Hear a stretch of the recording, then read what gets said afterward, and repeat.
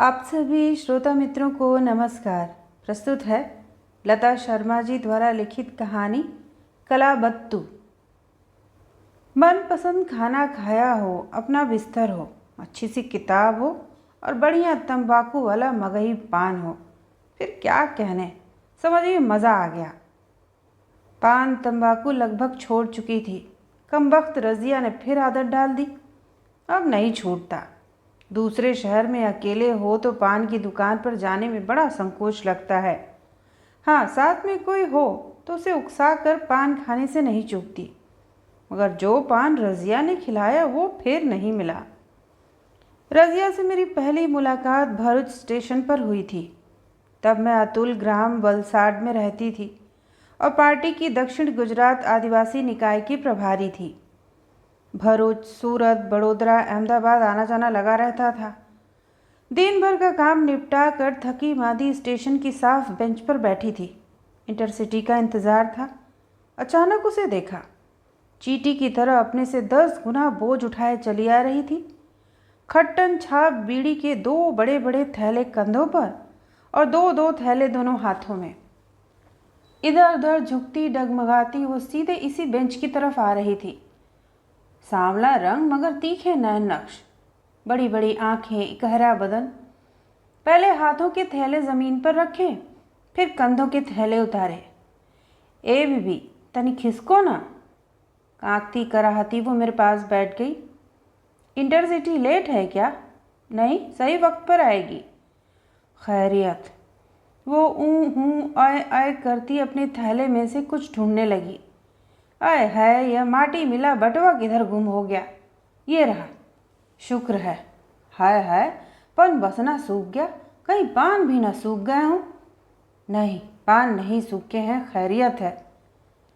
Plastic की थैली में पुराने लत्ते में लिपटे मगही पान थे। कारचोबी के बटुए में कटी सुपारी और तंबाकू। अजीब नशीली खुशबू चारों तरफ फैल गई। 2 शीशियों में कत्था चूना निकाला। लंबी लंबी छरहरी उंगलियों से उसने बीड़ा बनाया। मुंह में रखने को ही थी कि मुझसे निगाह मिल गई। थोड़ा झिझकते हुए मेरी ओर पान बढ़ाया। दोनों हाथों से थाम बड़े अदब और सलीके से। शुक्रिया, मगर अभी नहीं, रेल में दीजिएगा। अभी पान खा लूँगी तो पीक थूकने के लिए उठना पड़ेगा। आप तंबाकू खाती हैं? उसका मुंह खुला का खुला रह गया। वल्लाह, क्या बात है। वो खिलखिलाकर हंस पड़ी। कैसी कल कल छल छल करती हंसी थी उसकी। लगा किसी पहाड़ी झरने के नीचे खड़ी हूँ। सारी थकान धुल गई। उसने अपना पान भी कागज़ की पुड़िया में बांध कर रख लिया। चलो, मैं अभी रेल में ही खा लूँगी। अब आपका साथ मिल गया है तो सफ़र मज़े में कट जाएगा, नहीं तो इस निगोड़ी गिलोरी का ही आसरा है। अब क्या बताऊँ बीबी, रोज़ के 10-15 पान तो हो ही जाते हैं। मगर ये मगही पत्ता कहाँ मिला? बम्बई जाती हूँ तो वहीं से ले आती हूँ एक टोकनी। पान ठीक से फेर फेर कर रखो तो महीने 2 महीने आराम से टिक जाता है। आप कहाँ से मंगवाती हैं? मैं घर पर पानदान नहीं रखती, बड़ा झंझट है। कत्था चूना बनाओ, सुपारी काटो, वो भी खैर कर लो, ढंग का पत्ता नहीं मिलता। इसलिए कभी संग साथ में दुकान से लेकर खा लिया तो ठीक, वरना चुटकी भर तंबाकू काफ़ी है। ए बीबी, दुकान के पान में वो बात कहाँ, और फिर यहाँ गुजरात में सारे जहान का नज़ला इन मुँहों पर तारी है। जब मुंह खोलें तो छूँ छाँ छाँ। और वो मेरी बाँह पकड़कर हंसने लगी। माटे मिले पान बनाते हैं या फूफी के निकाह का हलवा? गरी, मगज, रंगे पोंदे, करौंदे, चाशनी के थक्के और भी न जाने क्या आला भला। पान तो अब रज़िया के हाथ का खाकर देखिए, केवड़े का कत्था बनाती हूँ। अभी नहीं, रेल में। कोई बात नहीं, चाय तो पियेंगे ना? ओ रमणीक भाई, 2 स्पेशल चाय। उसने टी स्टॉल वाले को हाँक मारी। कोल्ड ड्रिंक के गिलास में देना। हाँ, स्पेशल चाय के 2 गिलास। गरम गरम भजिया हो तो वे भी। उसने अपने दुपट्टे से अपना मुंह पोंछा और मेरी बाँह पकड़कर झकझोर दी। बीवी, कसम खुदा की, सच कहना, नन्ही नन्ही गिलसियों में चुल्लू भर चाय तुम्हें सुहाती है? मुझे तो कतई पसंद नहीं। सो रमणीक भाई को समझा दिया है रजिया को कैसी चाय पसंद है। उसकी स्वयं के लिए तृतीय पुरुष में बोलने की अदा और आवाज़ की शोख खनक बड़ी मनभावन लगी। हर 2 मिनट पर मेरी बाँह झकझोर देना जैसे उसका तकिया कलाम हो। कोका कोला के गिलासों में चाय और अखबार में लिपटे भजिया आ गए। लो बीबी, शुरू हो जाओ, उसने बेंच पर अखबार खोलते हुए कहा। चाय भजिए भी ख़त्म भी न हुए थे कि रेल आ गई। तकदीर से सामने वाला डिब्बा ही खाली पड़ा था। हम चाय के गिलास और भजिए समेट कर रेल में जा बैठे। 3-4 चक्कर लगाकर उसने वो बड़े बड़े थैले डिब्बे में रखे। इतना वज़न है, कुली क्यों नहीं कर लेती? कुली करूँगी तो मुझे क्या बचेगा बीबी? सींग अर्थात मूंगफली में इतनी बरकत कहाँ? सींग? मैंने तो समझा बीड़ियाँ हैं। अरे नहीं बीबी, भरूच का सींग दाना बहुत चलता है। यहाँ से थोक माल उठाती हूँ, अपने घर नवसारी में पैकेट्स बनवाती हूँ और अहमदाबाद से बम्बई तक सब स्टेशनों पर देती हूँ। और भी कई छोटे मोटे धंधे हैं, चल जाता है किसी तरह। आपके पास कोई सामान नहीं है? नहीं, बस ये बैग हैं। तो बीबी, बराए मेहरबानी ये 2 थैले अपने पास रख लो। टीटी अगर झिकझिक करे तो कह दूंगी आपके हैं।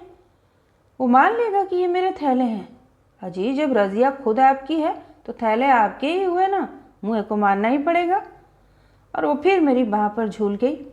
खैर देखा जाएगा, आप पान खाइए। वाह, क्या पान था, मुंह में घुला जा रहा था, ऐसा नफीस कद था। केवड़े की भीनी भीनी खुशबू ने दिलो दिमाग को राहत से तर कर दिया। दिन भर की थकान थी, नींद सी आने लगी। आप सो जाइए बीबी, मैं नवसारी उतरूंगी, आपको जगा दूंगी। मैं सचमुच सो गई। नवसारी पर उसने मेरी बाँह हिलाई। बीबी, अपना बैग संभालो, मैं जा रही हूँ। इंशाअल्लाह फिर मुलाकात होगी, खुदा हाफिज। न जाने कितने दिन बीत गए। एक दिन अचानक बलसाड स्टेशन पर फिर मुलाकात हो गई। वही इंटरसिटी, सुबह 7:30 बजे। अरे रज़िया, तुम यहाँ कहाँ? लो, रज़िया यहाँ नहीं तो और कहाँ? स्टेशन पर सींग दाना देने आई थी। रात मुसाफिर खाने में गुजारी, अब भरूच जा रही हूँ। शाम को इसी इंटरसिटी से लौटूंगी। तुम बलसाड तक आती हो? हाय हाय बीबी, जहाँ सींग मंगाएंगे जाऊंगी। बम्बई से अहमदाबाद सब स्टेशनों पर सींग मैं ही देती हूँ। तो रात मुसाफिर खाने में क्यों काटी? मेरे यहाँ आ जाती। लो, घर कैसे आ जाती रज़िया, आपने पता दिया था? ओफो, बातों बातों में रह गया। खैर, अब अगर बलसाड रुकना तो सीधे घर चली आना। शाम को भरूच स्टेशन, वही स्पेशल चाय और भजिए। रेल में बैठकर पान गुलगुलाना और रज़िया का मेरी बाँह पकड़कर हंसना। ए रज़िया, तुम मेरी बात तोड़ कर रहोगी। तौबा तौबा, भला रज़िया क्यों ऐसा करने लगी? फिर वही निश्चल हंसी का अबाध प्रवाह। आसपास के लोग हमें ही देख रहे थे। आते जाते लोग भी एक नज़र फेंक देते थे। देखो बीबी, मर्दुए कैसे घूर घूर कर देख रहे हैं। ये सड़क के किनारे खड़े होकर मुँहते तो कुछ नहीं, 2 औरतें हंस हंस कर बतिया रही हैं तो घूर रहे हैं। वो तुम भी उन्हें घूरो ना, उन्हें कहाँ एतराज़ है? माटी मिले घूरने लायक भी तो हों। अब यह तो सरासर नाइंसाफ़ी है रज़िया। वो घूरने से पहले खूबसूरती की शर्त रखते हैं, औरत जात होनी चाहिए, बस। क्या बात करती हो बीबी, खुदा ही समझे इन्हें। देखो देखो कैसे दीदे फाड़ फाड़ कर घूर रहा है। बीबी, बड़ा मन कर रहा है माटी मिले को आंख मार दूं।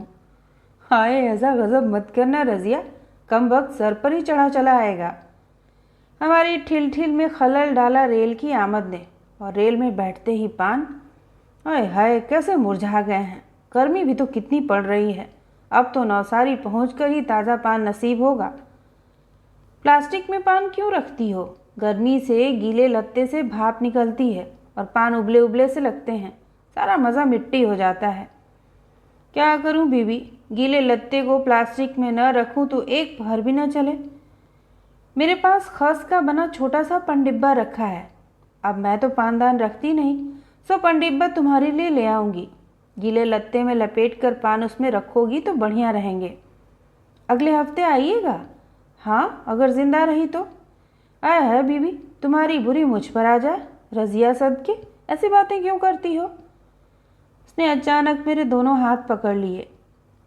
नसीब अच्छा था आपसे मुलाकात हुई, वरना इतने बरसों से आ जा रही हूँ, कभी किसी पढ़ी लिखी मेम साहब ने हम मजलूम औरतों की तरह मुड़कर भी नहीं देखा। निगोड़ी मेम साहिबान हम बोझ तले दबी औरतों को ऐसी हिकारत से देखती हैं कि क्या बताऊं। थोड़ा और खुले हम। नवसारी में भी काम धंधा क्यों नहीं देखती? इतना इतना बोझ लेकर रोज का आना जाना। क्या करूं बीवी, शौकत मियाँ का जमा जमाया कारोबार था, बंधी गाहकी। उनके बाद मैंने संभाल ली। लोगों को हमदर्दी थी, धंधा चलता रहा, बगरना बड़ी मुश्किल हो जाती। शौकत मियाँ? चेहरा बुझ गया, आंखें भर आईं। बम्बई गए थे, उसी दिन वहाँ बम फूटे, फिर दंगे फसाद हुए, न जाने कितने लोग मारे गए, कितनों को पुलिस ने जेल में ठूंस दिया। गए तो ऐसे गए कि आज तक लौट कर न आए। लाश तक न मिली कि खुद को बेवा मानकर तसल्ली कर लेती। शकील तब 5 साल का था, नज़मा 3 की और मोइन पेट में था। बस बीबी, चला रही हूँ किसी तरह। तुम दिन दिन भर गायब रहती हो, बच्चों को कौन देखता है? आपा भी, बड़ी बहन, सलीम भाईजान यानी मेरे जेठ को ब्याही हैं, सब साथ ही रहते हैं, बच्चे पल रहे हैं संग साथ में। उसने फिर प्लास्टिक की थैली निकाली और पान बनाने में मशगूल हो गई। दुख कोई स्याह बादल था जो उस चांद जैसे चेहरे को सहलाकर पल भर में रफा दफा हो गया। वो खुश मिजाज जिंदा दिल औरत फिर अपनी पूरी ताकत से जिंदगी से जूझने को तैयार थी। क्या बताऊं बीवी, हम तो निरे बच्चे ही थे जब खाला के लड़कों से मंगनी हो गई, निकाह तय हो गया। लो बीबी, हमें क्या खाक खबर थी कि निकाह क्या होता है। वही साथ साथ खेलना कूदना, मारा पीटी, छीना झपटी सब चलती रही। हाँ, 10 साल की होते न होते पर्दा करने लगे। फिर दोनों भाई जरदोजी कारचोबी का काम सीखने बाहर चले गए। लौटे तो नरम नरम दाढ़ी मूछें आ गई थी। अल्लाह कसम बीबी, ऐसे खूबसूरत बांके जवान थे कि क्या बताऊं। मैं और आपा भी छुप छुप कर उन्हें देखते, कभी कंकड़ी मार देते, कभी इमली का चियाँ। उन बेचारों की क्या मजाल की आंख उठाकर भी देख लें। बहुत शर्मीले थे दोनों भाई। इधर खाला भी निकाह के नाम पर चुप्पी खींचे बैठी थी। शायद धंधा मंदा चल रहा था। खैर जी, अल्लाह अल्लाह करके निकाह हुआ। अपनी खूबसूरत यादें क्या जी रही थी रज़िया, मेरी बाँह तोड़े जा रही थी। अब क्या बताऊं बीबी, पहली रात को कैसा मज़ा हुआ। वो बेतहाशा हंसते हंसते मुझ पर लुढ़क पड़ी। जब मुमानी ने अंदर ढकेल कर दरवाजे बंद कर दिए तो मियाँ की सिट्टी पिट्टी गुम। न जाने कितनी देर तक दरवाजे से ही चिपके खड़े रहे। फिर चोर की तरह दबे पांव आकर पलंग के एक कोने पर चुपके से टिक गए। बीच बीच में कनखियों से मुझे देख लेते। मैं तो दुपट्टा गले तक खींचे थी, सो सब कुछ साफ नजर आ रहा था। अब आपसे क्या पर्दा भाई, सच बताऊं, मुझसे न रहा गया। ये ड्रामा कब तक चलेगा? खाला जान ताकीद कर गई थी कि मुर्ग बोलते ही उठ बैठूं। नहा धोकर बड़ों को सलाम करना था, फिर दरगाह पर शिरनी बांटने भी जाना था। मैंने ही पहल की, घूंघट उलटकर कहा, सलाम मियाँ, खैरियत तो है? यूं गूंगे की मानिंद क्यों बैठे हो? मुंह में दही जमा रखा है क्या? शौकत मियाँ भौचक्के रह गए। बोले, ऐ है रज्जो, शादी की पहली रात अपने शौहर से कोई यूं मुखातिब होता है? ऐसी बेअदबी से तो कैसे मुखातिब होता है? ज़रा आप ही तकलीफ़ करके गवारा करें। बाअदब मुखातिब होने का तरीका बताएं। मुझ नासमझ को कुछ सलीका सिखाने का करम फरमाए जनाब। पहले तुम पर्दा करके ठीक से बैठो। मियाँ बम के, ऐसे? मैं वापस दुल्हन की तरह पोज लेकर बैठ गई। हाँ, ऐसे। वो उठकर वापस दरवाजे तक गए और दूल्हे की अदा में अकड़ते हुए धीरे धीरे चलकर आए। बस बीबी, हाथ में गुलाब का फूल न था, वरगना पूरा नक्शा शहंशाह आलम जैसा था। मेरे पास बैठ घूंघट उलटने ही वाले थे कि मुझे बेसाख्ता पत्ता तोड़ हंसी आ गई। क्या ड्रामा है, बिल्कुल फिल्मों की तरह। जिसे 1000 बार बेनकाब देखा है उसके यूं सिर लटका कर बैठने का मतलब। हम दोनों ही हंस हंस कर लहालोट हुई जा रही थी। रसिया, तुम बड़ी पाजी हो, भला पहली रात में ही शौहर पर यूं हंसता है कोई? क्या करूं बीबी, मुझ माटी मिली को ज़रा ज़रा सी बात पर बहुत हंसी आती है। अच्छा, फिर क्या हुआ? होना क्या था? चींटा कांटे से उछल कर खड़े हो गए मियाँ। गरज कर बोले, क्या बेहूदगी है, चुप चुप होती है कि लगाऊं एक थप्पड़। मेरी हंसी गुम, रुलाई फूट पड़ी। शौकत मियाँ थप्पड़ मारेंगे यह उम्मीद तो न थी। ठीक से बैठ, वो फिर चिंगाड़े। मैं फिर से पोज लेकर बैठ गई। रज़िया की हाले बयानी इतनी दिलचस्प थी कि मुझे लग रहा था मैं भी वहाँ उस कमरे के किसी कोने में खड़ी सब देख रही थी। नाराज शौकत मियाँ, बेबस रोती रज़िया। मेरी सांस रुकने लगी। धीरे से पूछा, फिर क्या हुआ रज़िया? ए बीबी आप भी, फिर क्या होना था? होंठ टेढ़े कर मुस्कुराई। उन्होंने फिल्मी अंदाज में घूंघट उठाया और है बीबी, सब कुछ क्या लफ्ज़ों में बयान होता है? लीजिए सुन लीजिए, मेरा क्या है, आप भी क्या याद करेंगी, किसी दिलदार से पाला पड़ा था। रज़िया बिल्कुल कान में घुसकर फुसफुसाई। उन्होंने कस कर मेरा बोसा ले लिया, इतने कस कि उनकी मूछें मेरी नाक में घुस गईं और मुझे बेसाख्ता छींकें आने लगी। हंसी का झरना फिर फूट चला। हम दोनों सराबोर। हाल विला कुव्वत। शौकत मियाँ फिर नाराज़ हो गए। इस बार मैंने भी टीप जड़ी। कमाल है मियाँ, निकाह से पहले ये घास फूस तो छिलवा ली होती। फिर मैंने उनका बोसा लिया, बड़े एहतियात से। फुरफुरी सी हुई पर छींक दबा गई। यकीन मानो बीबी, बड़ा मज़ा आया। उसकी दिल फरेब बातों में पता ही नहीं चला कि कब नवसारी स्टेशन आ गया। अगले सप्ताह याद करके खस का पंडिब्बा अपने बैग में डाल लिया। रज़िया बदस्तूर भरूच स्टेशन पर मौजूद थी। दुआ सलाम के बाद, ये रहा पंडिब्बा, मगर इसका बंधना टूट गया है। कोई बात नहीं बीबी, मैं दूसरा बंधना लगा लूँगी। और फिर बातों की रेलगाड़ी, हंसी का झरना, उसकी ज़िंदगी की छोटी मोटी घटनाएं। शकील पेट में आया तो सारे दिन कैसे जी मिचलाता रहता था। शौकत मियाँ इमली लाते और नमक मिर्च लगा लगा कर उसे खिलाते। हाँ, अम्मी जान से छुपा छुपा कर। भला सास को ये चोंचले पसंद आते? पहलौटी के बेटे पर कैसे कुर्बान हुए थे शौकत मियाँ। नकली प्लास्टिक जरी बाजार में आने से धंधा मंदा पड़ा तो उन्होंने सिंगदाने का काम शुरू कर दिया। दो दो धंधे हाथ में रखने से ज़रा बरकत हुई। फिर आई नज़मा। बेटी क्या थी, मियाँ के गले का हार थी। खूब पढ़ाना चाहते थे उसे। मोइन तो बिना चाहे ही ठहर गया, वरगना मियाँ कहाँ चाहते थे तीसरा बच्चा। वो तो दोनों बच्चों को अंग्रेज़ी स्कूल में पढ़ाना चाहते थे। हाय हाय, नसीब ने कैसा धोखा दिया। मियाँ के ख्वाब मियाँ के साथ ही चले गए। क्यों बीबी, आप तो अंग्रेजी स्कूल में पढ़ी होंगी, बहुत रुपया खर्च होता है क्या?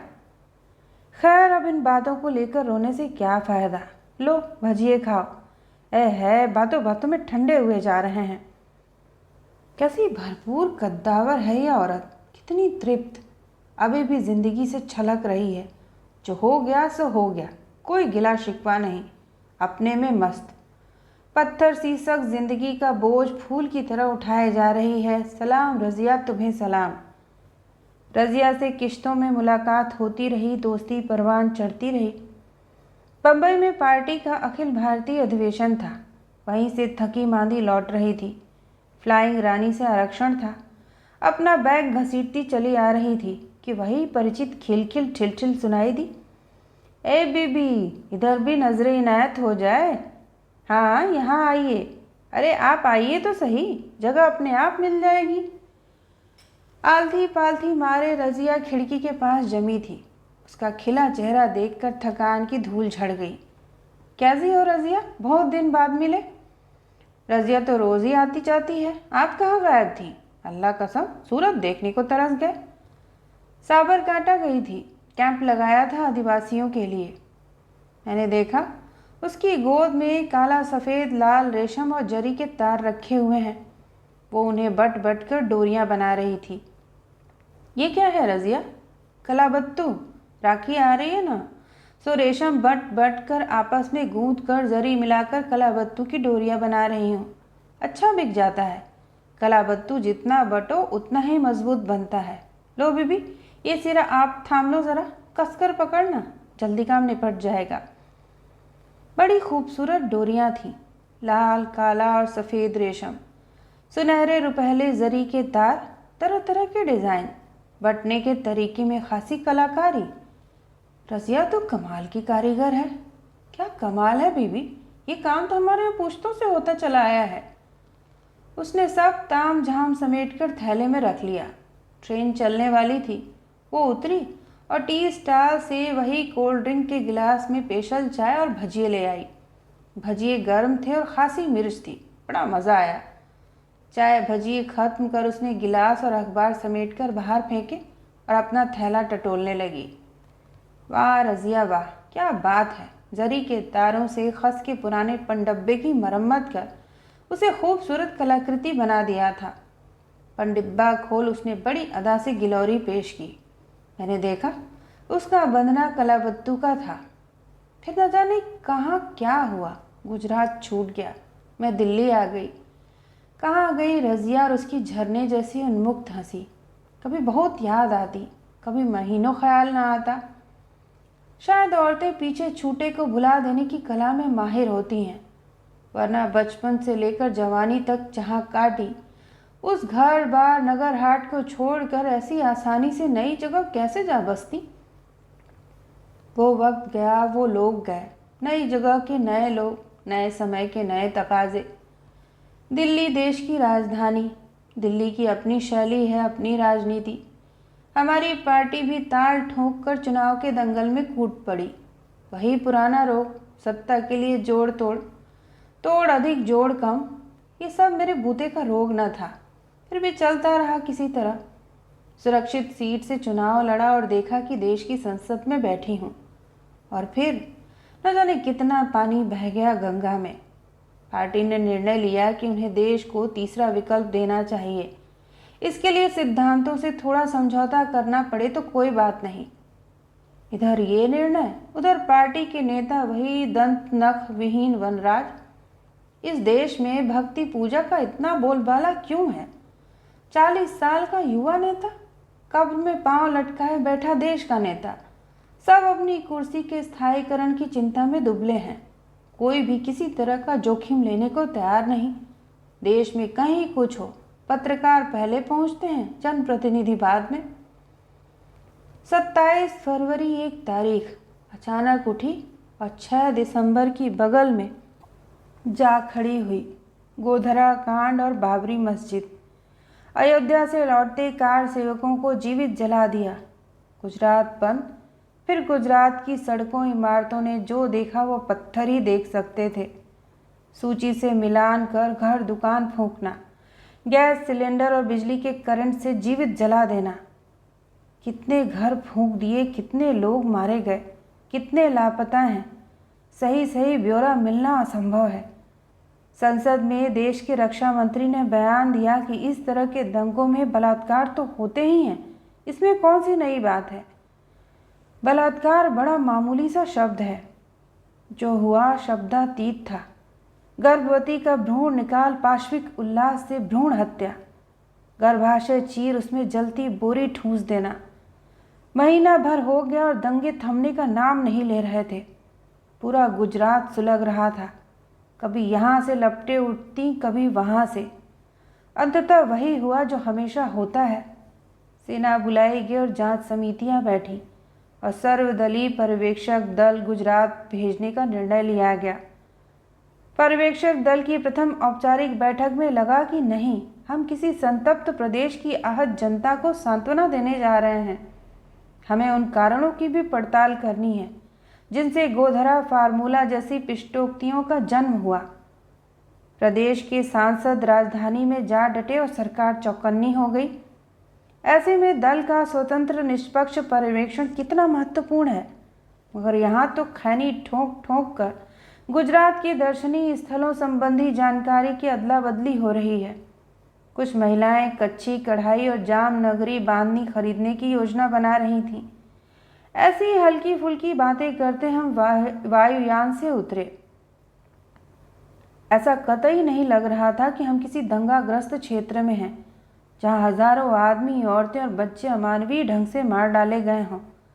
वही पारंपरिक स्वागत, फूलहार, तिलक और चरण वंदना, उस सारे हो हल्ले से दूर एक अत्यंत सुदर्शन व्यक्ति खड़ा था। मैं उसे वैसी ही ठगी सी खड़ी देखती रह गई जैसे किसी सुंदर चित्र को। लंबी सुगठित देह, गौर वर्ण, तीखी नाक, पतले अधर और घुंघराले काले काकुल, जरीदार किनारी की लाल धोती और वैसा ही उत्तरी गाढ़े पीले रंग का डिजाइनर कुर्ता। बटन न होकर अंगरखे की तरह बाईं ओर जरी की डोरियां बंधी थी। क्या फब रहा था यह वेश उन पर। यूं वह व्यक्ति सबसे अलग खड़ा था, लेकिन लगता था गुरुत्वाकर्षण का केंद्र वही है। कान से मोबाइल हटता तो कोई आदमी आ सकता। अधरों पर मंद स्मित, नैनों में अगाध करुणा। वह हमारा स्वागत करने आगे बढ़े। मैंने देखा, चलते समय उनकी भुजाएं उनकी देह का स्पर्श नहीं करती। इस सायास गति और शैली के कारण वो अपने आकार से कहीं अधिक विराट दिखाई पड़ रहे थे। लोग चरण रज लेने झुके। उन्होंने स्वस्थ की मुद्रा में दायां हाथ उठाया। मैंने इस व्यक्ति को ही कहीं देखा अवश्य है। कहाँ, ये याद नहीं आ रहा था। दलपति उनसे टूटकर गले मिले। हम सबसे परिचय करवाया। कमल नयन भाई, समझो गुजरात की आन बान और शान है। सच्चे समाज सेवक, न जाने कितने स्कूल चला रहे हैं। बच्चों के लिए अनाथालय, नारी निकेतन, प्रौढ़ शिक्षा केंद्र, रात दिन लगे रहते हैं कमल नयन भाई। वो हाथ जोड़कर अभिवादन कर रहे थे, सबसे व्यक्तिगत रूप से अलग अलग। मैं तो देश का साधारण सा सेवक हूँ। सुना दंगों में बहुत काम किया आपने। दलपति का प्रशस्ति गान अभी समाप्त नहीं हुआ था। अजी काम कैसा काम, एक उपग्रह चहका।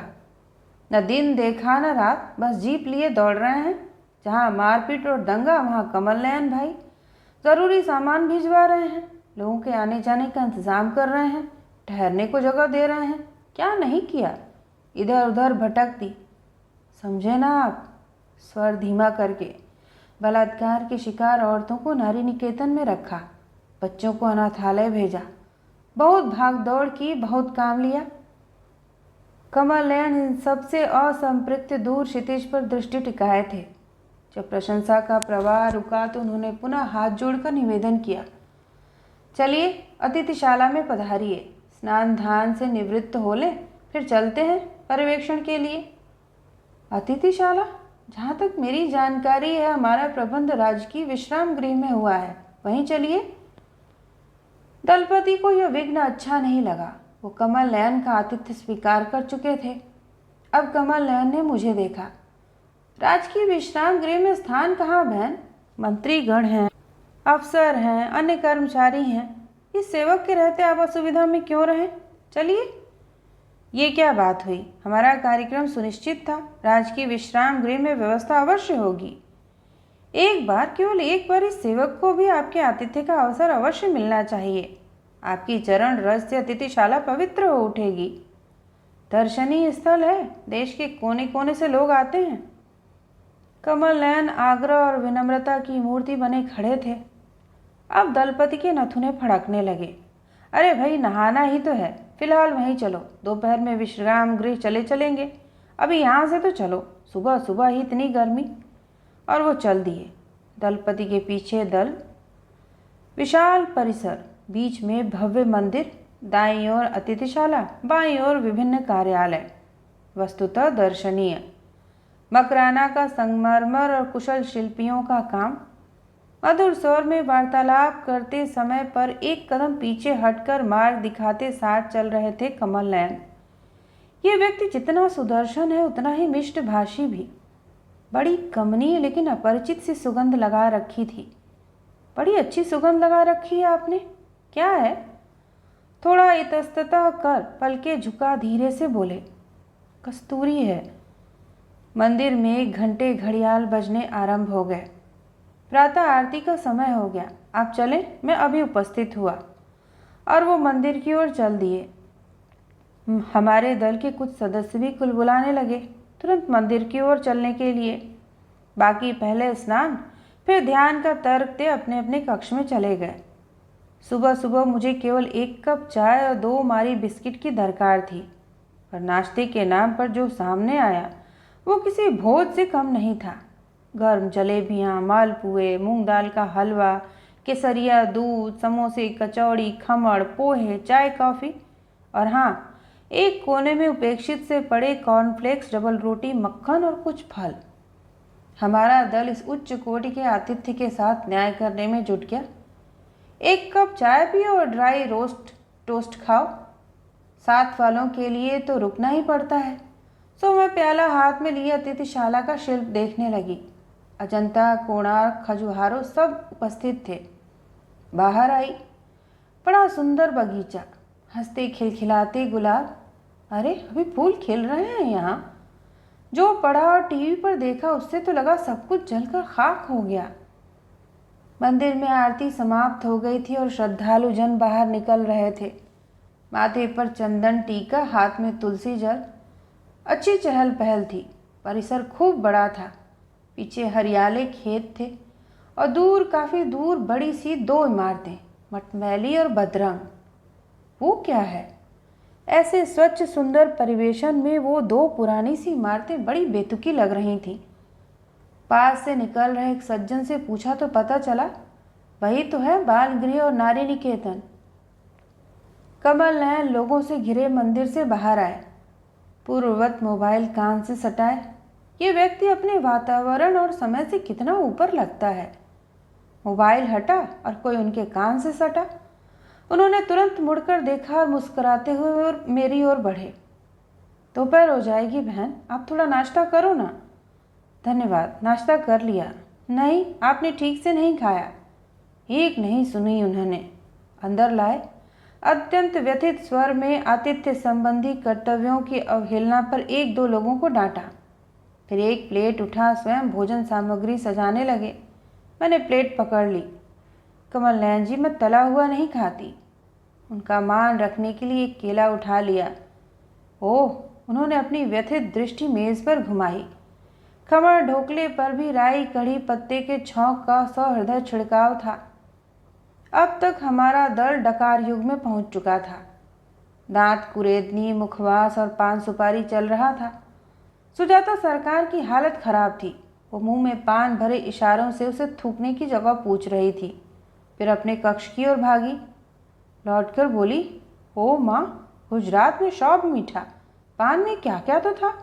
ओए बाबा, ये कैसी खुशबू है। वो घूमकर देखने लगी।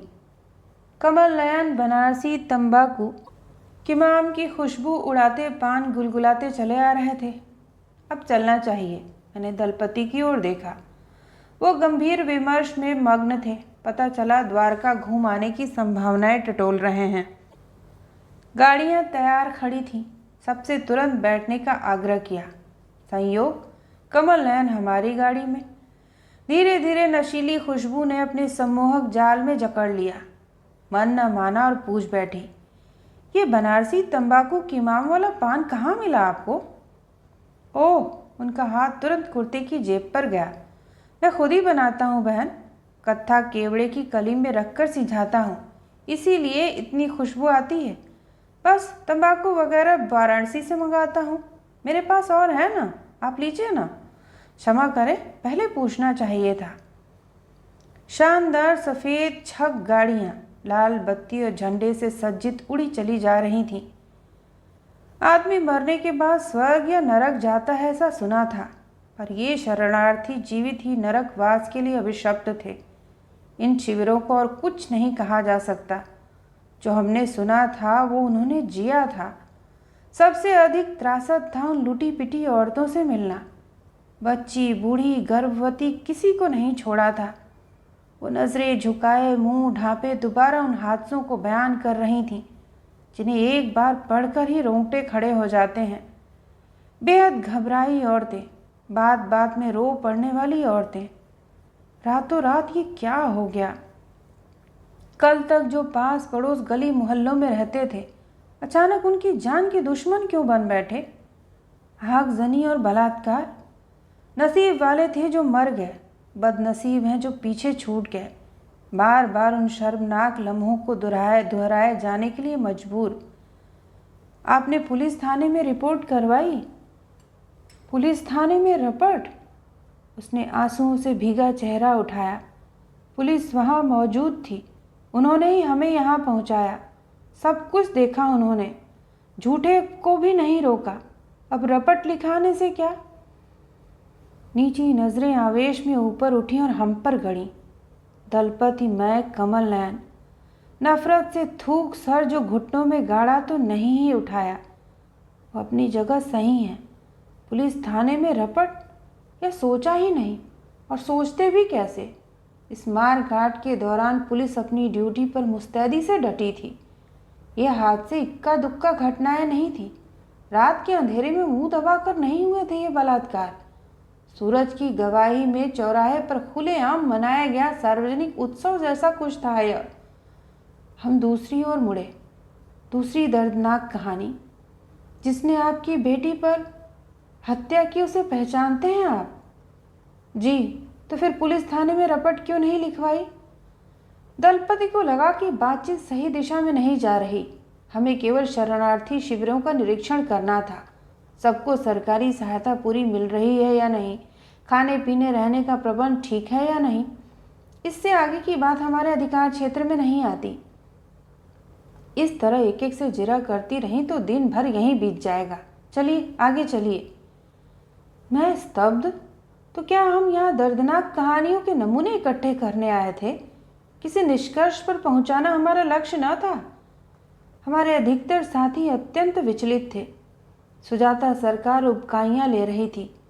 काम चलाऊ रास्तों के दोनों तरफ डीडीटी छिड़का गया था। दिल खोलकर फिनाइल इस्तेमाल किया गया था। फिर भी सड़ते बजबजाते पखाने की दुर्गंध हवा की तरह चारों ओर घेरे थी। हमारे दल का रास्ता पहले से सुनिश्चित था, अतः अपेक्षाकृत साफ था। वरना 5000 लोगों के बीच केवल 15 पखाने हों तो लोग जहाँ तहाँ बैठेंगे ही। सुजाता से नहीं रुका गया। वो संकरे से रास्ते के किनारे बैठकर उल्टी करने लगी। कमल नयन ने तुरंत अपनी प्रलंब भुजाओं का सहारा दिया।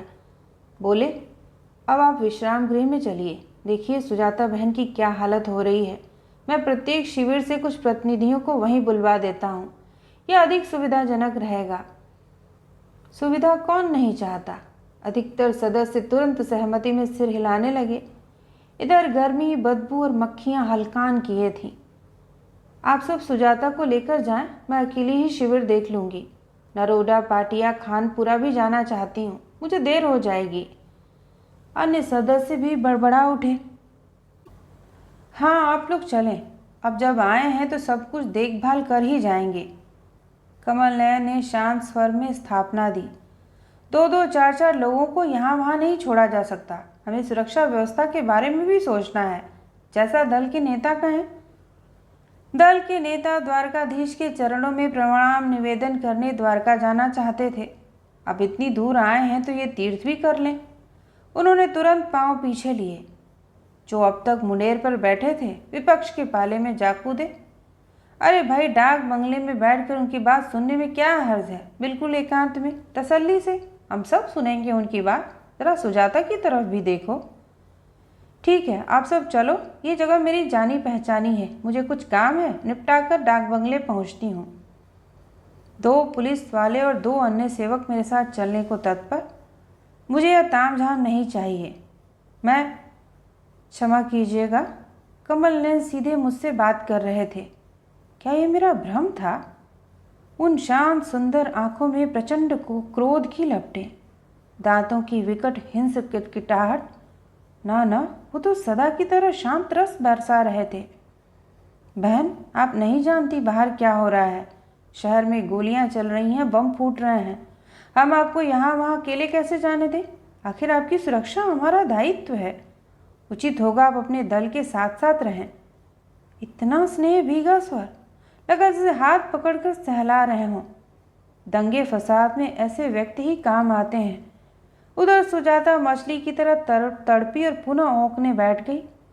ओ माँ की दारुण व्यथा, अर्थात हे भगवान, कितना भयानक दुख। मैं कुछ कहूँ उससे पहले ही चीखती चिल्लाती सरकारी गाड़ियाँ आ खड़ी हुई। ठीक है, अभी तो चलती हूँ। चुपचाप अकेले निकल भागने से मुझे कौन रोक पाता है। बनारसी तंबाकू और किमाम की जो सुगंध आसपास मंडरा रही थी, कार में बैठते ही लहक उठी। आप लेंगी? नहीं, कार में नहीं, कौन थूकने के लिए रुके। कार की गति के साथ आंकड़ों की गति होड़ लेने लगी। कितने शरणार्थी, क्षतिपूर्ति की राशि, डीडीटी, फिनाइल, भोजन, कपड़े लत्ते, बच्चों के लिए खिलौने, लड़कियों के लिए डॉक्टर। ओह, कितना कुछ हो रहा है। डाक बंगले के वातानुकूलित कक्ष में पहुंचकर सबने चैन की सांस ली। उफ, क्या चिपचिपी गर्मी है बाहर।